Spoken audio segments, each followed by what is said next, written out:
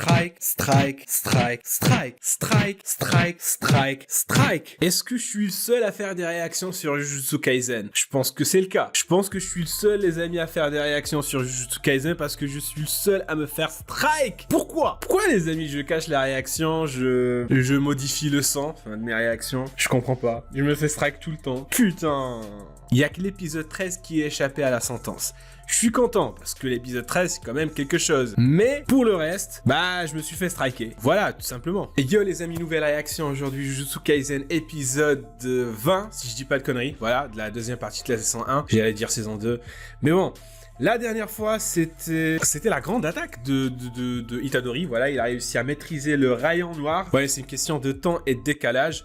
Donc, il faut qu'il fait s'écouler, en fait, son énergie maudite au moment où il va frapper. Voilà, pour que ça réussisse. Voilà, c'est une procédure c'est un processus qui est très délicat. Donc, c'est pour ça qu'il n'y a pas vraiment... C'est pas tout le monde qui peut réussir à maîtriser cette attaque. Mais notre cher Itadori, il a réussi. Ok, maintenant, c'est quoi la suite? La suite, c'est que ils vont défoncer ce fléau. Ils vont défoncer Dame Nature. Même si, normalement, ça se fait pas de défoncer Dame Nature. Avec toute cette pollution, je peux comprendre qu'elle soit remontée, hein. Mais voilà, c'est Jujutsu Kaisen en fait. Et nous, tout ce qui nous intéresse, c'est de voir les fléaux se faire tabasser, se faire défoncer. Voilà, on est sadique. On est sadique, c'est comme ça en fait, on n'y peut rien. Enfin bref, je sais que cet épisode va se faire striker, c'est sûr. Mais on va quand même faire la réaction. Et pour les gens qui demandent pourquoi je fais plus de réaction par rapport à Yakusoku no Neverland, alors parce que j'ai commencé à lire le manga. Je me suis dit que je suis peut-être en train de rater beaucoup de choses. Alors j'ai commencé à lire les quelques chapitres qui suivent la saison, qui arrive après la saison 1 et apparemment, et c'est pas qu'apparemment, mais c'est effectivement, ils ont sauté beaucoup de choses. Alors je vais essayer de reprendre les réactions, c'est juste que cette semaine j'avais la crève, mais voilà, mais je vais essayer de reprendre, voilà, tout simplement. Bref, aujourd'hui c'est Jujutsu Kaisen, donc on n'est pas là pour du Neverland. Et bien sans plus tarder, je vous propose qu'on démarre tout de suite la réaction et qu'on la kiffe ensemble, parce que oui, c'est le plus important. C'est parti. Gonna see too far, the day I pop up like toaster. No one even bother, and no one approach her. But where I walk, don't wanna talk, till I tell my poster. C'est parti. Voilà, c'est qui? Ça, c'est un flashback. Ça, c'est sûr que c'est un flashback. Mais de qui? Oh! Le flashback de Todo. Ah ah. Putain, c'était déjà un gangster. Comme toutes les racailles, j'ai envie de te dire. Enfin, comme tous les hommes. Ah, tu me provoques, c'est...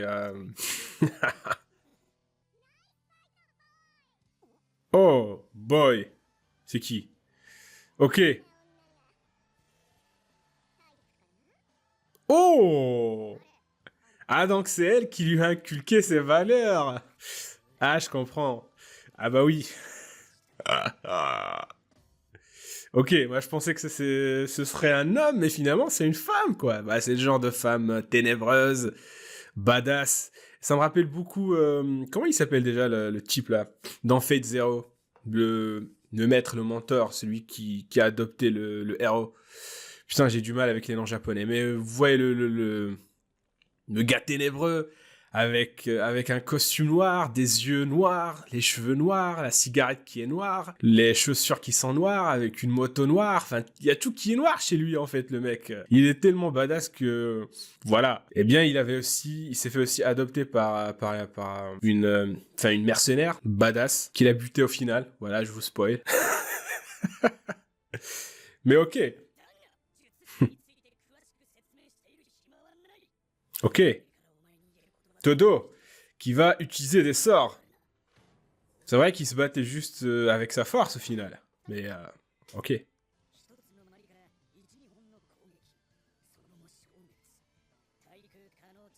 Oh putain, cette synchro.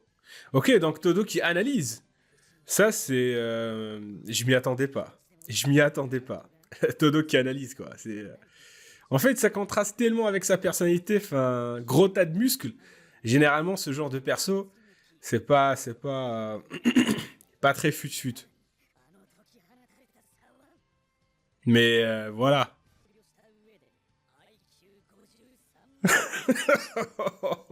Putain, il s'auto-proclame. Ah, ok, ok, le mec, c'est... Ok, Einstein, vas-y, fais-toi plaisir.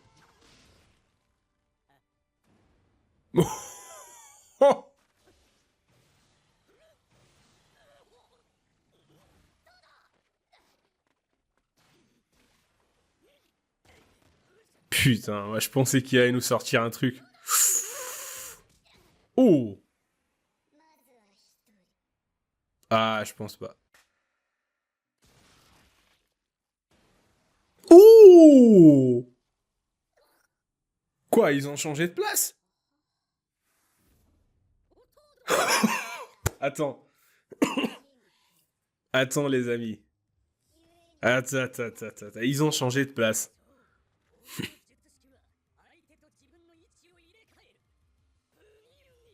Ah, mais ça c'est l'eau, ça c'est le pouvoir de l'eau. Room, Shambles. Putain, ça c'est le pouvoir de l'eau. One Piece. Ouh, ouh, ouh. Ah, c'est doux. Oh putain.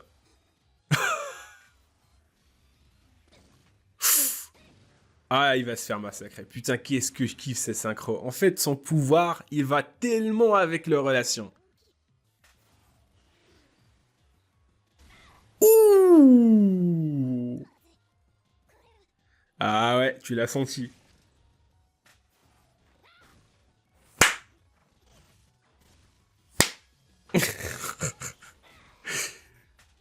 Ah.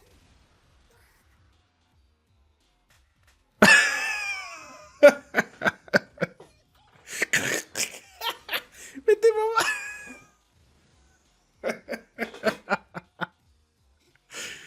Ah là, incroyable ce Todo. Surtout, putain, la pause vers la fin. Oh putain.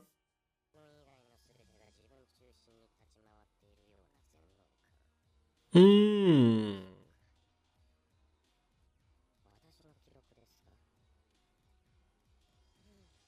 D'accord. Oh. Hmm. Putain, bah, je pensais que Itadori c'était le seul. Pardon. Ouais, j'ai toujours la crève, les amis, mais je m'excuse.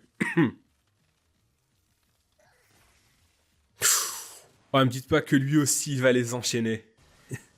Oh! Ouh! Oh, c'est un bluff! Oh, c'est un leurre! Ah, il est malin, Todo.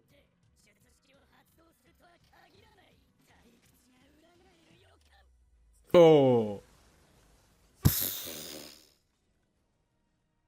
Est-ce que ça sera le KO? Ah non, vous arrêtez pas là! Oh! Ouh! Ouh! Ouh! Putain, je kiffe les combats dans Jujutsu Kaisen. Putain, les arts martiaux, quoi. Ah! Ah, c'est OST. Putain, c'est OST. Et je vous rappelle qu'ils se battent avec contre Dame Nature. Ouh! Ouh!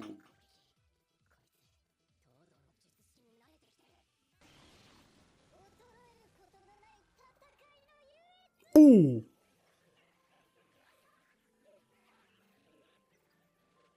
C'est quoi ces trucs? Putain, Mario! It's a Mario! Ça, c'est les fleurs, les plantes de Mario. Mario! Jujutsu Kaisen! Putain, Jujutsu Kaisen édition Mario. Itadori c'est Mario et Todo c'est Luigi. Ça, c'est les mêmes. Attends. Mais non! Si c'est comme les autres, ils vont bouffer l'énergie maudite, je pense. Ah, c'est un dé. C'est dans sa tête encore. Il s'invente des vies.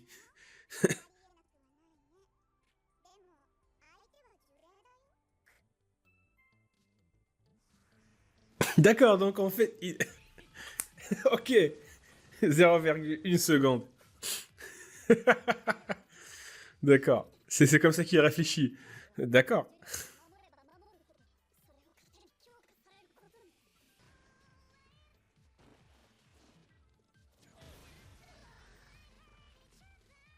T'as pas l'impression que c'est un anime en fait.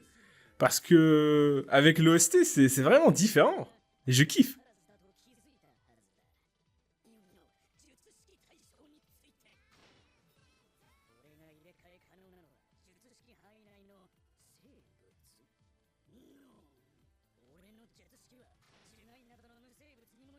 Non.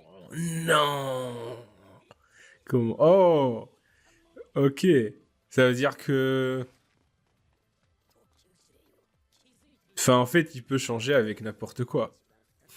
Du moins que ça...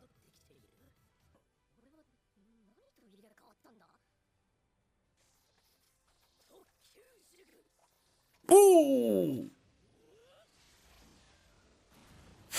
Ah.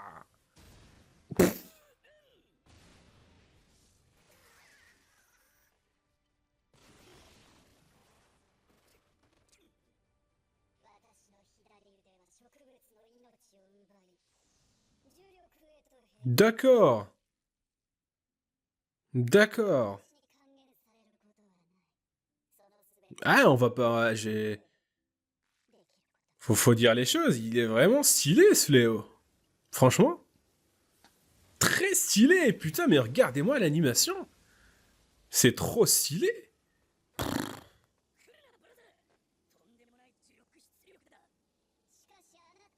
Très stylé.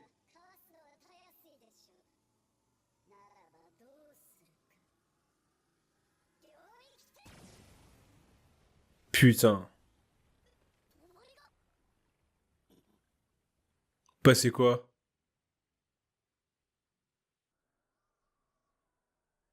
Oh. Oh putain, qu'est-ce qu'il est classe, Gojo. Putain, enfoiré, qu'est-ce qu'il est classe. Il a réussi à se libérer. Oh.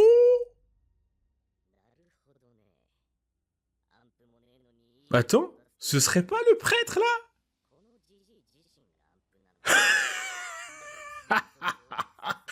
Putain, le prêtre s'est transformé en Bill Kaulitz. Putain. C'est ça sa transformation en fait, le prêtre? Putain, c'est un prêtre, les amis, qui se transforme, quoi, et devient guitariste. C'est quoi ce délire?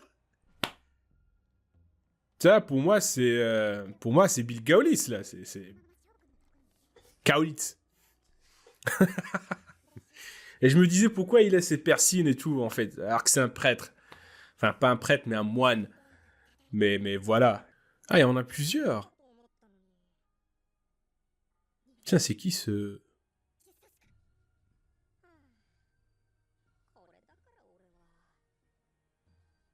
Pourquoi il... En fait, c'est quoi ses habits? Pourquoi il se trimballe comme ça? En plus...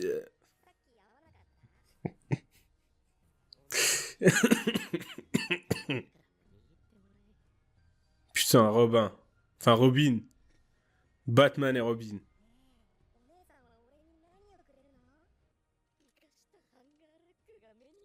Quoi, en fait, c'est... Ils appartiennent à qui, en fait? C'est quoi ces exorcismes? Putain. Ouais, je comprends pourquoi ils veulent Gojo, hein. En fait, Gojo, il attire pas que les filles, mais aussi aussi les garçons. Oh là là.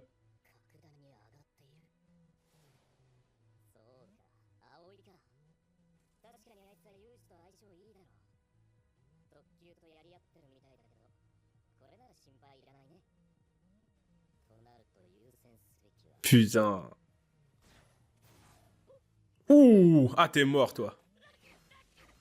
Oh, t'es mort. T'aurais pas dû quitter ton club libertin. Ouh.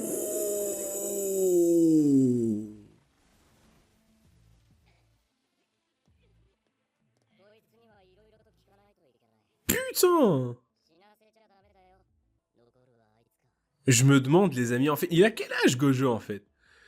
Comment il a pu devenir aussi fort? Ça, c'est une question que je me pose. Comment?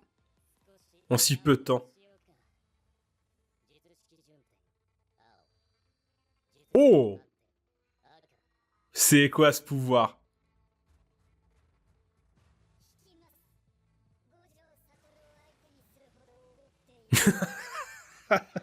Dame Nature qui flippe.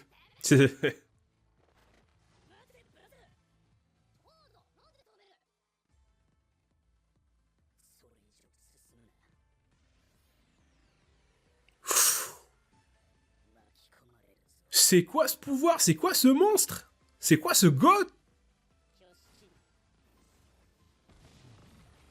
Oh, ça, c'est du level de Thanos, ça, c'est les pierres d'infinité, ça, en fait.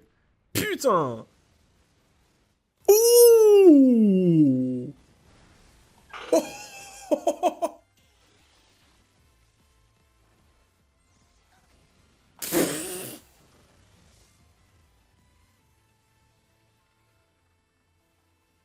Oh. On dirait que Gojo, en fait, il a le gant de l'infinité avec les pierres d'infinité. Ça, c'est du level des Avengers, ça. Incroyable!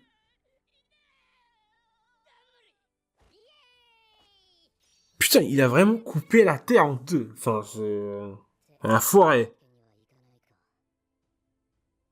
Waouh! Incroyable.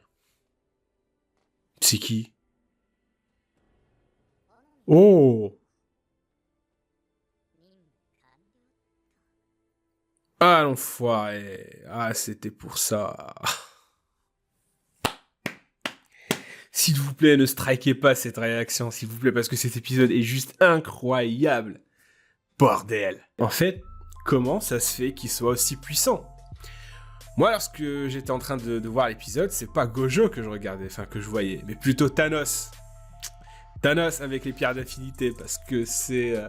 En fait, le pouvoir de Gojo, en fait, je sais pas s'il est expliqué, mais en fait, non, il est pas expliqué. On nous a pas encore expliqué c'est quoi le pouvoir de Gojo. Mais son pouvoir est juste d'un niveau atomique. C'est limite de la désintégration, en fait, son pouvoir. Parce que il détruit tout sur son passage. Il désintègre tout sur son passage. Et puis avec le visuel, en fait, avec la sphère rouge, la sphère bleue, etc. En fait, ça fait beaucoup... Ça fait référence à l'espace, aux atomes. Et c'est pour ça que j'ai dit que son pouvoir, ça ressemble plus à de la désintégration qu'autre chose. Et si c'est le cas, son pouvoir est juste over-cheaté. Donc vu que je ne sais pas comment il a fait pour acquérir toute cette puissance, pour moi c'est juste over-cheaté.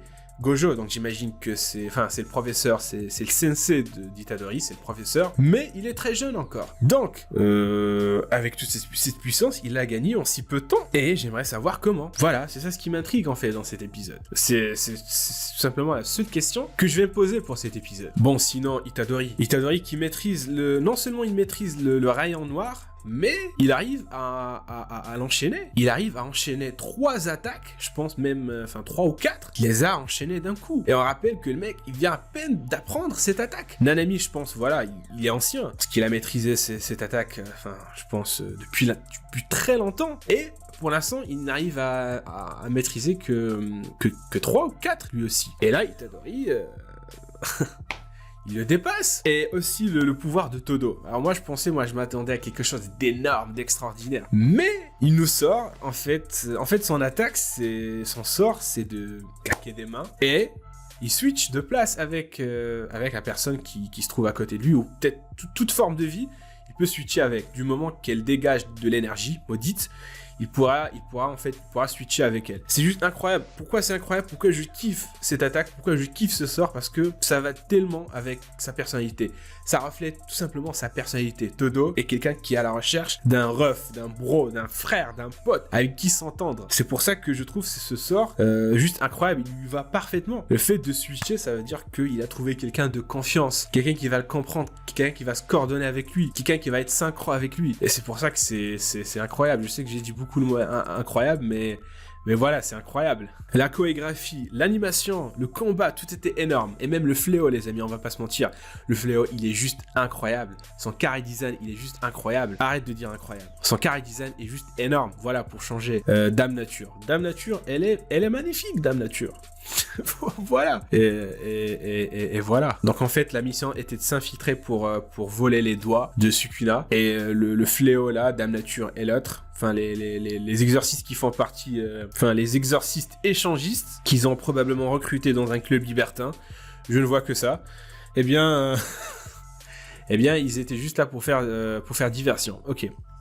En fait, Sukuna, lui, il va pas s'allier avec eux, mais ils veulent quand même le faire sortir, le libérer. Donc c'est juste pour utiliser Sukuna. En fait, Sukuna va aller se frotter aux exorcistes, il va les battre, et ça sera bien pour eux en fait finalement, parce que je rappelle que leur objectif c'est que les fléaux perdurent, que les fléaux dominent les humains. Voilà, c'est compréhensible parce que ce sont des fléaux, et aussi pour s'amuser aussi. Donc faut le rappeler. Nanami, en fait, c'est un fléau, mais plus un nouveau-né qui est en train de découvrir ses pouvoirs. Donc il est en train de s'amuser. Et voilà, pour lui, s'amuser, c'est plus qu'autre chose. Bref, les amis, hâte de voir l'évolution d'Itadori, l'évolution de Todo, Gojo et tout le reste. Est-ce que le combat va s'arrêter là ou bien ça va continuer? Eh bien, j'ai hâte de découvrir la suite, tout simplement. Donc, si vous avez kiffé cette réaction, eh bien, n'hésitez pas à lâcher un pouce bleu, à commenter si l'envie prend, bien évidemment. N'hésitez pas aussi à me follow sur Twitter, même si je poste pas beaucoup de choses, mais si vous êtes là, eh bien, vous me motiverez à être un peu plus actif sur Twitter. Bien sûr,